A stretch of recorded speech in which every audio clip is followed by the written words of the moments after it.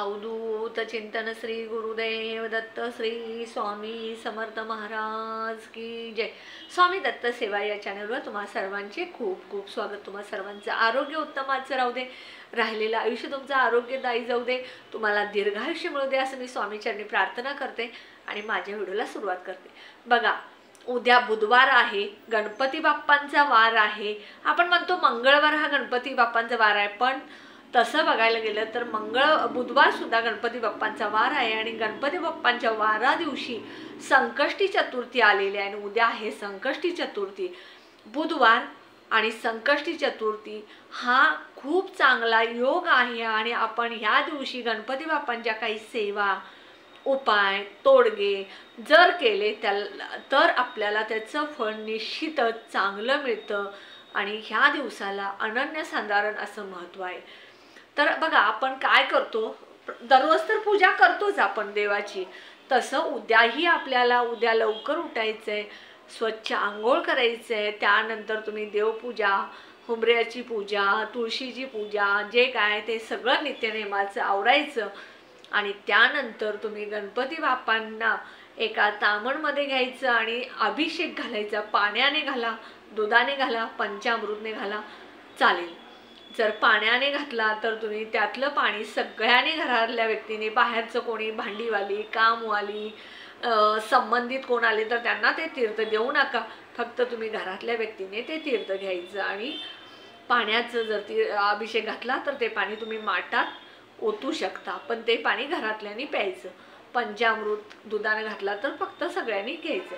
त्यानंतर हे आपण जे अभिषेक घालतो गणपती बाप्पांना, हा अभिषेक घालत असताना तुम्ही गणपती बाप्पांचं स्तोत्र किंवा ओम गणपते नमो नमः किंवा वक्रतुंड महाकाय सूर्यकोटी समप्रभ निर्विघ्नं कुरु मे देव सर्व कार्येषु सर्वदा हे म्हणत सुद्धा तुम्ही अभिषेक घालू शकता।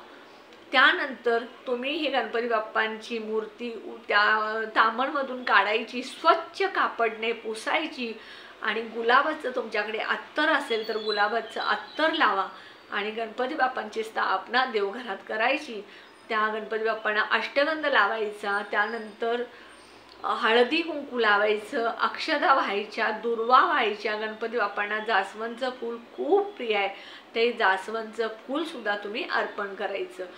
हे तुम्ही रोजची पूजा तुम्ही नित्यनेमाची केल्यानंतर गणपती बाप्पांची उद्या पूजा करायची, कारण गणपती बाप्पा जे आहेत ते बुद्धीचे दैवत आहेत, संकट दूर करणारे दैवत आहेत, सगळ्यांना शुभाशीर्वाद देणारे, सगळ्यांची आवडते गणपती बाप्पा आहेत। लहानापासून मोठ्यापर्यंत सगळ्यांना गणपती बाप्पा आवडतात आणि गणपती बाप्पा सगळ्यांचे प्रिय आहेत। त्यामुळे तुम्ही उद्या गणपती बाप्पांच्या काही सेवा करायची। ही सेवा जी आहे ती तुमच्या घरात संकट असेल, दारिद्र्य असेल, पैसा टिकत नसेल, तुमच्या घरात खूप मेहनत करता पण तुम्हाला त्याचा फायदा नाही आहे, पैसा टिकत नाही आहे, किंवा तुमच्या घरात सतत वारंवार कोणी आजारी पडत असेल, मुलांची लग्न होत नसतील, मुलांच्या शिक्षणामध्ये, व्यवसायामध्ये, नवऱ्याच्या तुमच्या मुलांच्या व्यवसायामध्ये वाढ होण्यासाठी, अशा कुठल्याही कठीणातील कठीण गोष्टीसाठी तुम्हाला हा उपाय करायची, ती इच्छा तुमची नक्की पूर्ण होणारच।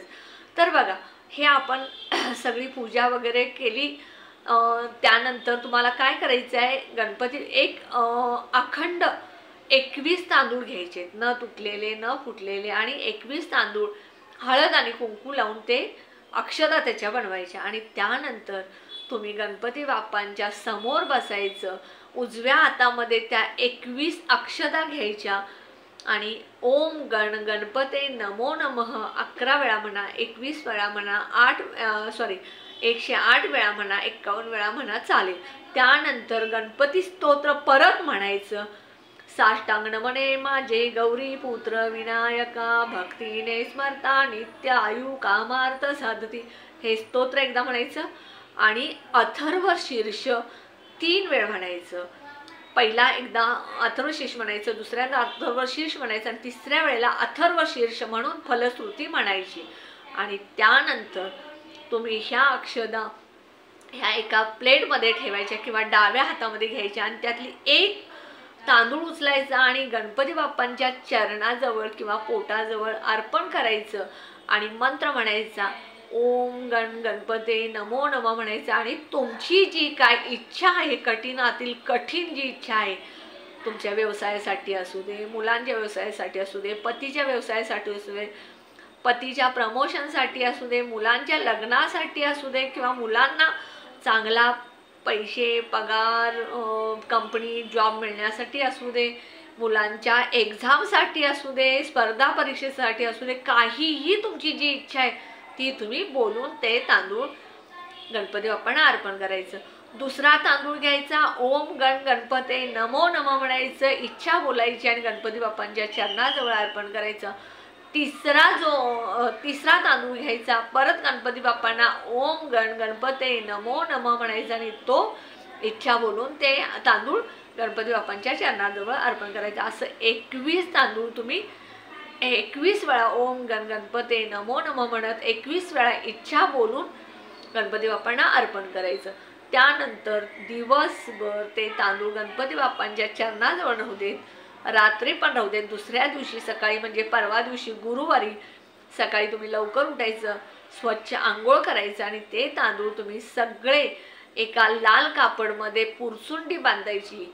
आणि हे तांदूळ तुम्ही व्यवसायाच्या ठिकाणी, मुलं जिथं अभ्यासाला बसतात त्या ठिकाणी, तुमच्या तिजोरीमध्ये पैशाच्या ठिकाणी, म्हणजे तुम्ही जी इच्छा बोलाय त्या ठिकाणी तुम्हाला हे पुरचुंडी ठेवायची. तर अशा प्रकारे तुम्ही उद्या गणपती बाप्पांची ही सेवा केली तर तुम्हाला गणपती बाप्पा नक्कीच आशीर्वाद देतील. कारण गणपती बाप्पांची जो कोणी सेवा करतो, पूजा करतो मनापासून, त्याची कठीणातील कठीण इच्छा सुद्धा गणपती बाप्पा पूर्ण करत असतात.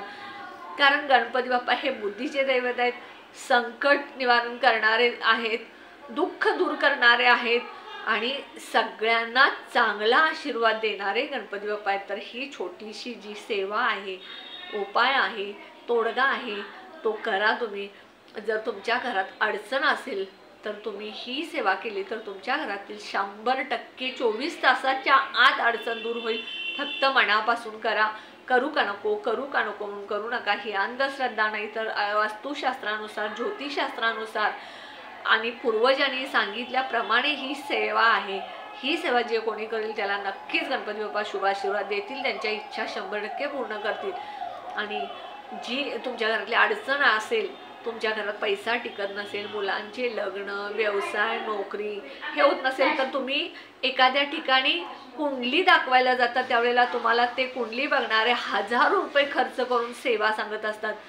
पण मी ज्या सेवा सांगते त्या फक्त घरच्या घरातल्या वस्तूपासून वस्तू घेऊनच हे उपाय करायचे आहेत, सेवा करायची आहे. त्यामुळे तुम्हाला नक्की त्याचा फायदा होईल. ह्या सेवा तुम्ही ज्या करणार आहात, ह्या सेवा स्वतःही करा. हा व्हिडिओ तुम्ही जास्तीत जास्त मित्र, मैत्रिणी, नातेवाईक, संबंधित, शेजाऱ्यांना शेअर करा. कोणाच्या नाही कोणाच्या आयुष्यात अडचण असेल तर ती नक्की दूर होऊ दे असं मनात चिंता. दुसऱ्याचं चांगलं चिंता, तुमचं चांगलं होईल. तुम्ही दुसऱ्याचं वाईट चिंतला तर स्वामी समर्थ महाराज तुमचं वाईट करायला वेळ लावणार नाहीत. म्हणून नेहमी सांगते, नेहमी दुसऱ्याचं चांगलं चिंता, तुमचं चांगलं होणारच. मी 100% सांगते. तुम्ही दुसऱ्याचं नेहमी चांगलं चिंता, मनात सुद्धा कधी वाईट आणू नका. तुम्ही बघा, तुम्हाला स्वतः अनुभव येईल. आणि हा व्हिडिओ मी म्हणजे ह्या 8-10 दिवसात मी एका दुसरा व्हिडिओ टाकला, कारण माझ्या डोळ्यांना खूप त्रास आहे. मला जास्त डॉक्टरनी मोबाईल वापरायचा नाही म्हणून सांगितलं, तरीही मी एका दुसरा उपाय तुम्हाला सांगते.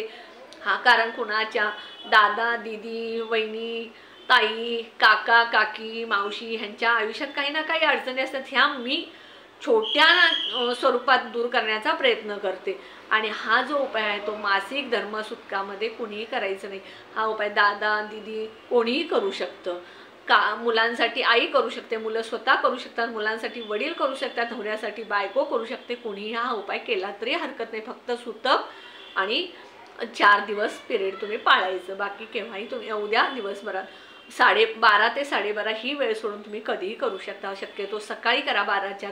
त्यामुळे दिवसभर गणपती बाप्पांच्या चरणाजवळ तुमचे ते अक्षदा, इच्छा बोललेले राहतील आणि तुम्हाला त्याचा फायदा होईल.